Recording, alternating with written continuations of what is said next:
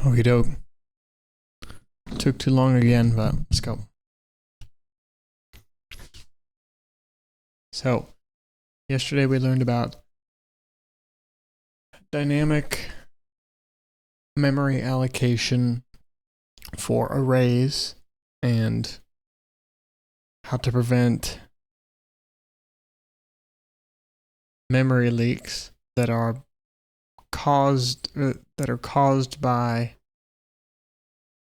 not freeing the memory, basically closing the memory that we have opened and allocated dynamically before the program ends, or during the program's lifetime.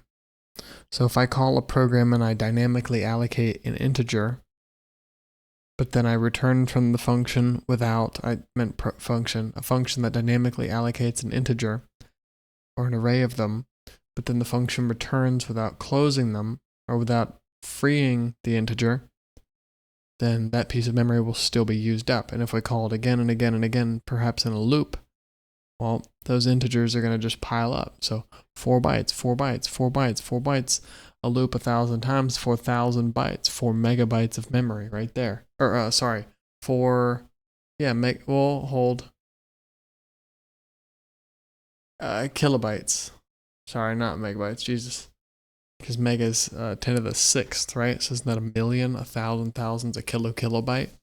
So, for class type objects that themselves have data members that are dynamically allocated when initialized,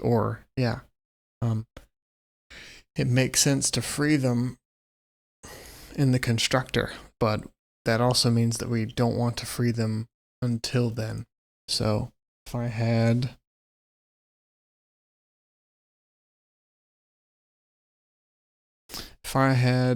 we'll just get main going, and a class called test, and test has a data member that is integer m scores, and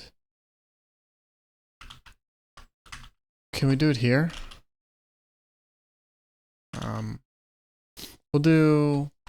We'll have it be passed by the constructor. So we'll have the scores and int score count. So we pass in how long the array is and the scores themselves. And then we have the constructor, and it takes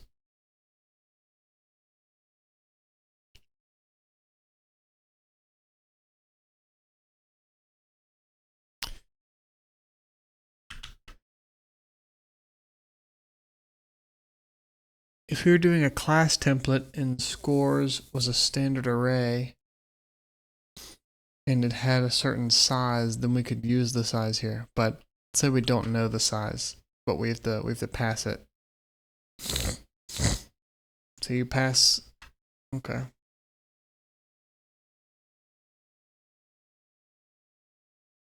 Okay. So we'll say it takes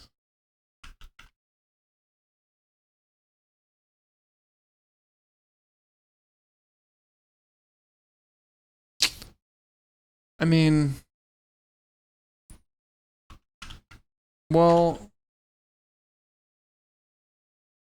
scores we want to be a pointer to an int, right? Not just, because if it's dynamically allocated, then we need to store the address. The values aren't going to be stored here. They'll be stored in the dynamic memory piece. So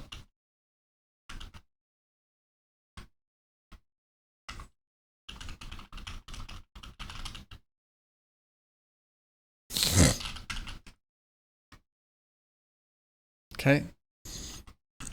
Excuse me. So it will receive a pointer to them.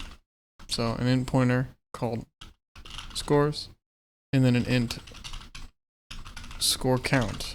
We'll initialize m scores to be scores, and m score count to be score count. Okay. And that might be it for this. But then we also have the constructor. Can I do it this way too? No? Oh, it's function. Gotcha. Okay, I was trying to do control shift escape, but it's function shift escape for me to do a tilde. And then the destructor.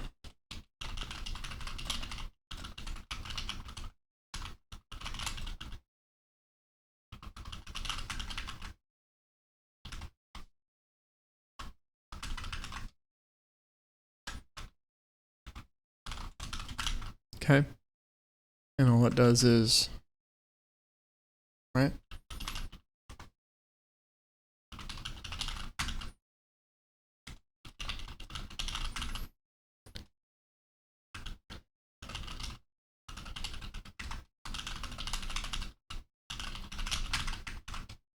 Okay, so, and we could also print it.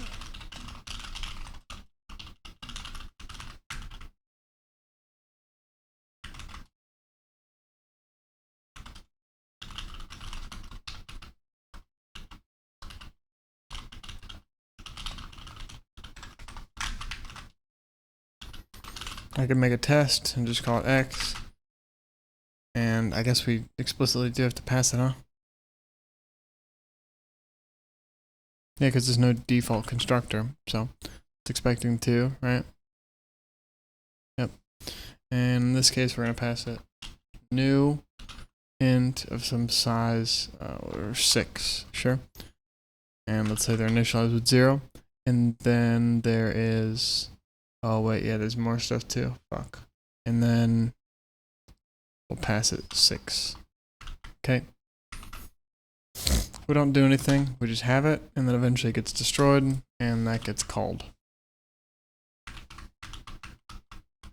We could do it like this. So we create it, initialized, done, and then, oh, and then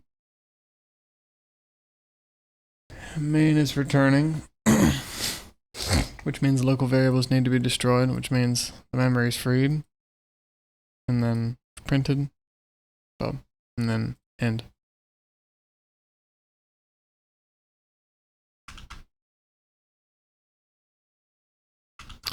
Oh, but the point here is he was doing it with a size.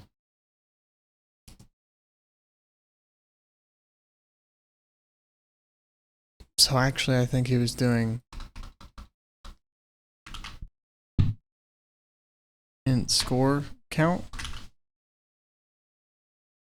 And in this constructor, he's initializing m scores to be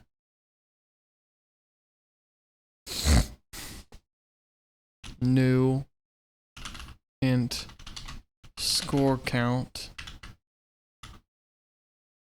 Alright, hold. And then initialize with nothing. Hold. And then this is just the wrong stuff.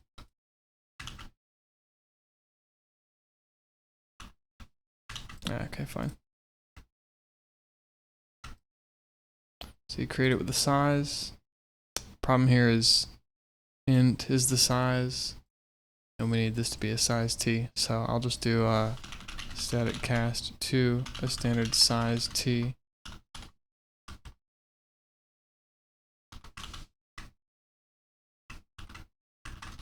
And I'll include C standard definition because we need standard size t. Okay, we can do the same thing. And so we could pass in 6 like this. Could I do this another way? I don't remember.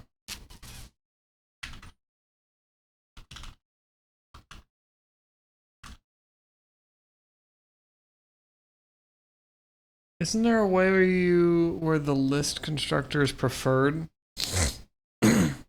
Doesn't that mean that it's distinct from another? I'm not sure. Let's do int score count again. And then we'll say m scores. And I'm just going to say all it's doing is m score count. is initialized with score count. No, okay, so that doesn't work. Okay. So here's one, like that. And then we could loop through the test.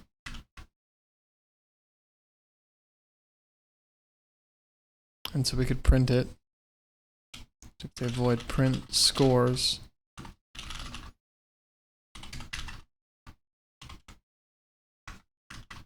And it says for standard size t, or we could just do for size t, I is 0, while I is less than score count, increment I, and print m score is subscripted with I.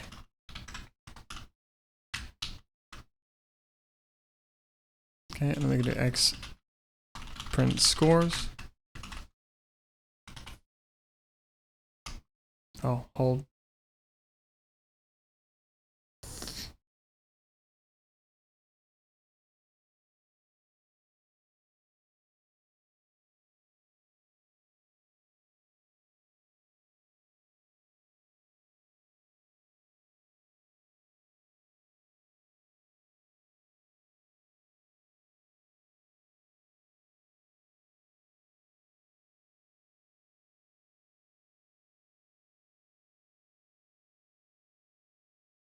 What if I did this? Even still? How about this? Still.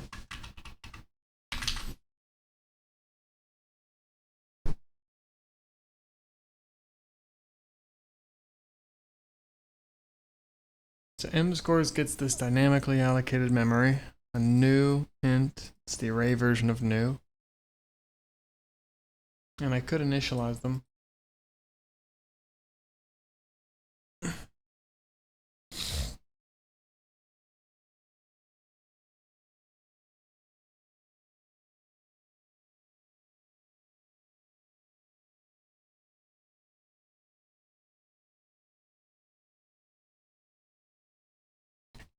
Score count is 6 here.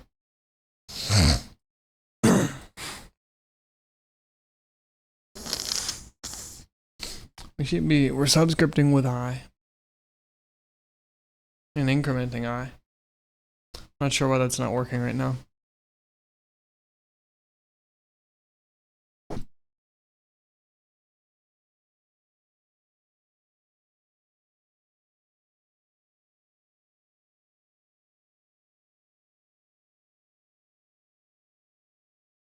Wait. Hold on.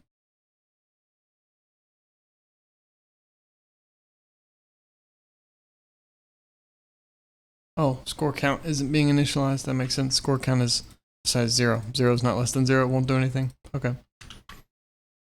So we could do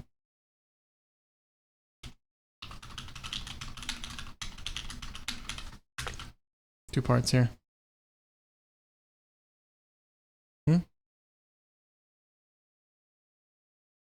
Oh, why didn't I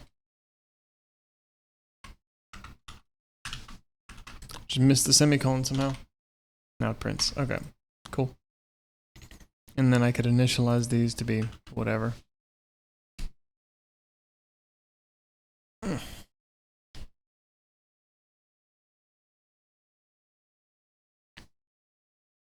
True. We could also make sure that, I mean, maybe we don't care if it's 0 or not. I'd rather do this part up here, but okay. Get values and set values too. Okay. Set value at the index. Int index.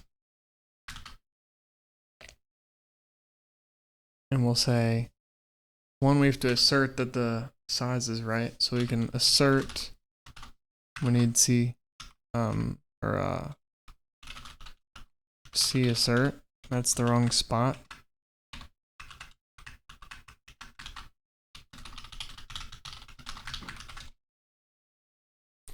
we have to assert that, oh wait, no, here it is. Assert that score count, or that the index has to be less than the score count.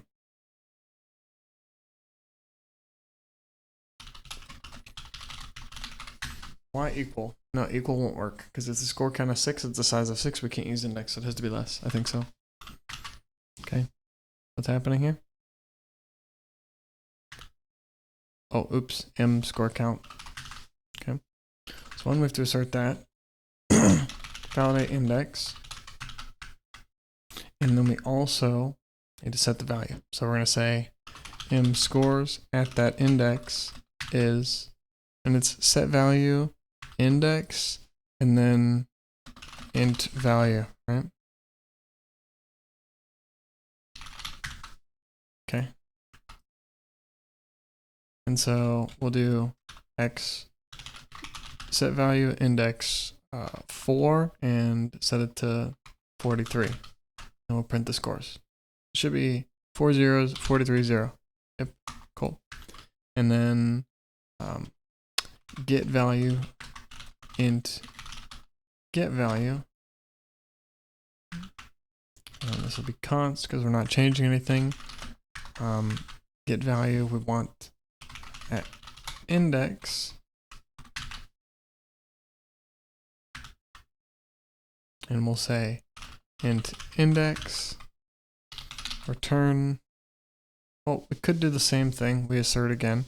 What are we doing here? We're just returning the entire thing? Oh, we're actually... Okay, I guess we don't care about the assert then? Interesting. I mean, I guess the point here is that you're... Well, I want to make sure that we're not accessing things that are out of range. I think you can do it either way. So in this case, I'm just going to return scores indexed with index, right? And then so we can set, we can get, print the whole thing. Oh, get length, sure. Int get length. Const return score count. But it's not length, it's actually get score count.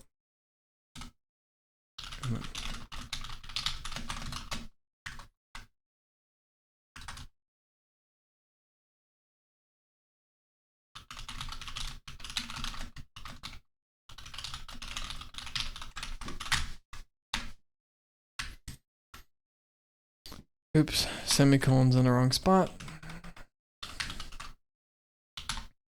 Boom, 6 scores in the stack, and then function ends, or yeah, main ends, we're done. Okay. And then sure, we could also just do that too. So instead of printing the whole thing, could just do 4. Maybe we want this. Int size is 6. We'll pass in size for say it's a C style, so oh no, but I'm pretty sure we have to index it with a standard size T. We'll just do size T, I, while I is less than size, increment I, and then print x get value at index, and it's index I. Oh, and this is an int, and that's actually okay. So I think int is fine, allegedly. So I'll print and then end the line. Okay, so in our case we say, okay, the size is this. I'm creating a test of scores. I'm setting a specific value to override the default value of scores, which is 0, and then I'm printing each. Then I'm just printing, getting how many scores there are, and then I'm freeing memory once the function main ends.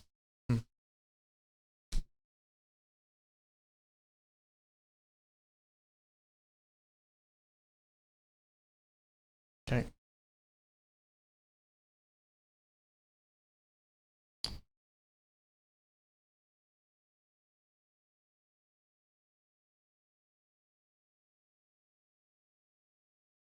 Fuck. Oh.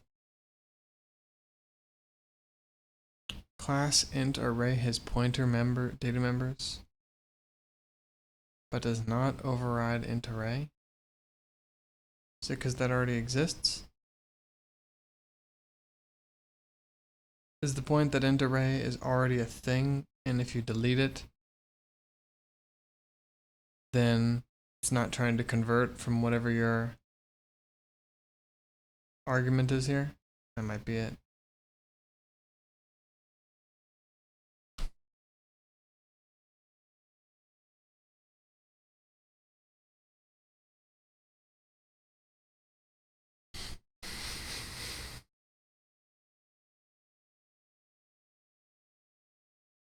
Or is it?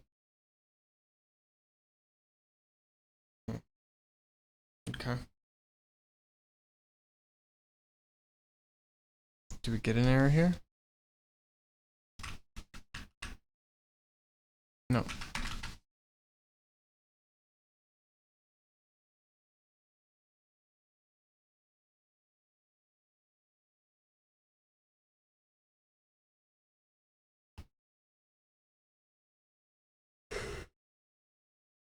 Yep.